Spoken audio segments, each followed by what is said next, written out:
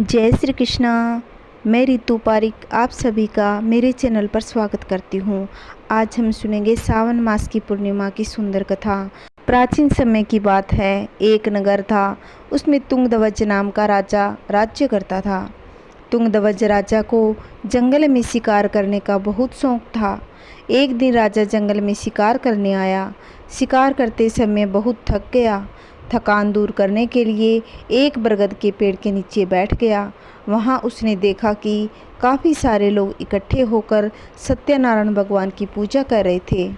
राजा को स्वयं पर इतना अभिमान था कि न उसने भगवान को प्रणाम किया, न कथा में गया और न ही प्रसाद लिया। प्रसाद लेने पर भी न खाकर अपने नगर को लौट आया।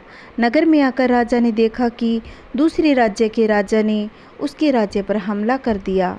राजा ने अपने राज्य का ऐसा हाल देखकर तुरंत समझ गया कि सत्यनारायण भगवान और उनके प्रसाद का निरादर करने से ऐसा हुआ है। अपनी भूल का आभास होते ही राजा दौड़कर वापस उसी जंगल में बरगद के पेड़ के नीचे आया जहाँ लोग भगवान सत्यनारायण की कथा कर रहे थे। वहां पहुंचकर राजा ने प्रसाद मांगा और अपनी भूल के लिए माफ़ी मांगी। राजा को अपनी भूल का एहसास होने के कारण भगवान सत्यनारायण ने माफ़ कर दिया, जिसके फलस्वरूप भगवान के आशीर्वाद से उसके राज्य में सब कुछ पहले जैसा हो गया। भगवान सत्यनारायण की कृपा से राजा ने लंबे समय तक राज्यभार संभाला। कुछ समय बाद वह स्वर्ग लोक को प्राप्त हो गया कि सावन पूर्णिमा की कथा को पढ़ने सुनने मात्र से सभी मनोकामनाएं पूर्ण होती है। आइए दूसरी कथा रसपान करते हैं। अनेक प्रकार से रत्नों से परिपूर्ण कातिका नाम की एक नगरी थी। वहाँ धनेश्वर नाम का एक ब्राह्मण रहता था। उसकी स्त्री सुशील और रूपवती थी। दोनों ही उस नगरी में बड़े प्रेम से रहा करते थे। घर में धन धान्य आदि की कोई कमी नहीं थी। उनको एक बड़ा दुख था, उनकी कोई संतान नहीं थी, जिस वजह से वह बहुत दुखी रहा करते थे। एक दिन एक बड़ा तपस्वी योगी उस नगर में आया। वह योगी बाकी सभी घरों में भिक्षा मांगकर भोजन किया करता था, लेकिन उस ब्राह्मण के घर से भिक्षा नहीं लेता था। एक दिन योगी गंगा किनारे भिक्षा मांगकर प्रेम पूर्वक खा रहा था। धनेश्वर ने सब कार्य किसी प्रकार से देख लिया। अपनी भिक्षा अनादर से दुखी होकर धनेश्वर योगी से बोले, सभी घरों से भिक्षा लेते हैं परंतु मेरे घर की भिक्षा कभी नहीं लेते, इसका क्या कारण है? योगी कहने लगे कि आपके धर्म हमें इस बात की आज्ञा नहीं देते, क्योंकि सभी आप गृहस्थ जीवन में एक सुख से वंचित है। आपके घर संतान होने पर मैं आपके घर से भिक्षा स्वीकार कर लूँगा। योगी महाराज ने कहा, जिसे संतान नहीं उसके घर से भिक्षा लेने से मेरी भी पतित हो जाने का भय रहता है। दिनेश्वर यह सब बात सुनकर बहुत दुखी हुआ और हाथ जोड़कर योगी के पैरों में गिर पड़ा तथा दुखी मन से कहने लगा कि आप मुझे संतान प्राप्ति का उपाय बताइए। आप सर्वज्ञ हैं, मुझ पर अवश्य ही कृपा कीजिए। धन की मेरे पास कोई कमी नहीं है, लेकिन मैं संतान न होने के कारण अत्यंत दुखी हूँ। आप मेरे इस दुख का हरण कीजिए। यह सुनकर योगी कहने लगे, तुम चंडी की आराधना करो। घर पहुंचकर उन्होंने ये सारी बात अपनी पत्नी को बताई। वह स्वयं वन में चला गया। वन में पहुंचकर उसने चंडी की आराधना की और उपासना की।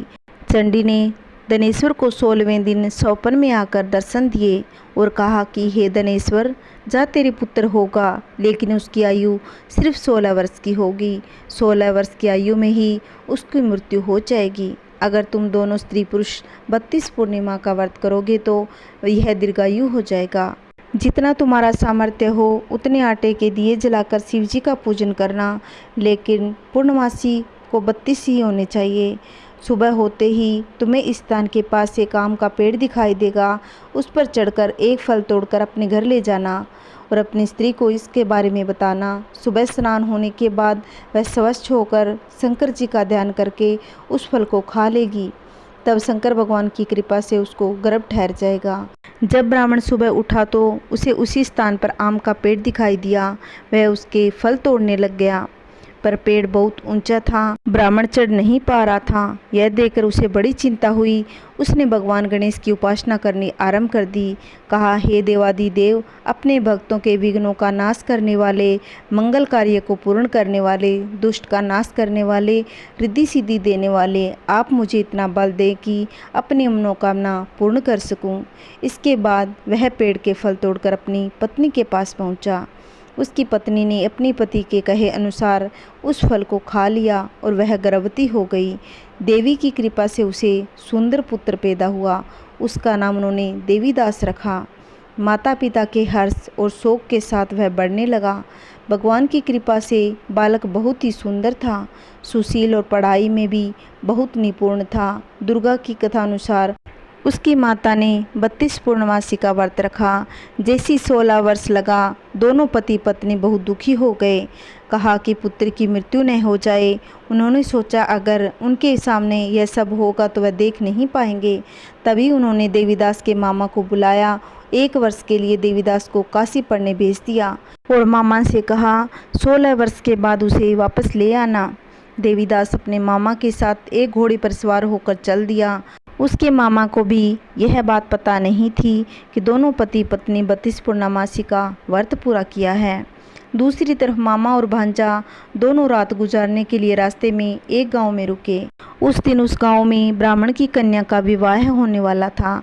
जिस धर्मशाला में वर और बाराती रुके हुए थे, उसी धर्मशाला में देवीदास उसका मामा ठहर गया। उधर कन्या को तेल आदि चढ़ने के कारण जब लगन का समय हो गया तो वर की तबीयत खराब हो गई।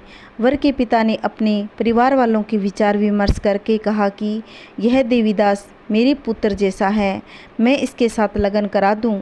बाद में बाकी सारे काम मेरे बेटे से पूरे करवा दूंगा। ऐसा कहने के बाद वर के पिता देवीदास को मांगने के लिए उसके मामा के पास गए। उन्हें सारी बात बताई। मामा ने कहा कि कन्यादान में जो कुछ भी मिलेगा वो हमें दे देना। वर के पिता ने बात स्वीकार कर ली। इसके बाद देवीदास का विवाह कन्या से संपन्न हो गया। वह अपनी पत्नी के साथ भोजन न कर सका और मन में विचार करने लगा कि न जाने ये किसकी पत्नी होगी। यह सोचकर उसकी आंखों में आंसू आ गए। तब वधू ने पूछा कि क्या बात है, आप उदास क्यों हो। तब उसकी सारी बात अपनी पत्नी को बताई। तब कन्या कहने लगी, यह बर्मा विवाद के विपरीत है। आप ही मेरे पति हैं, मैं आपकी ही पत्नी रहूंगी, किसी अन्य की कभी नहीं।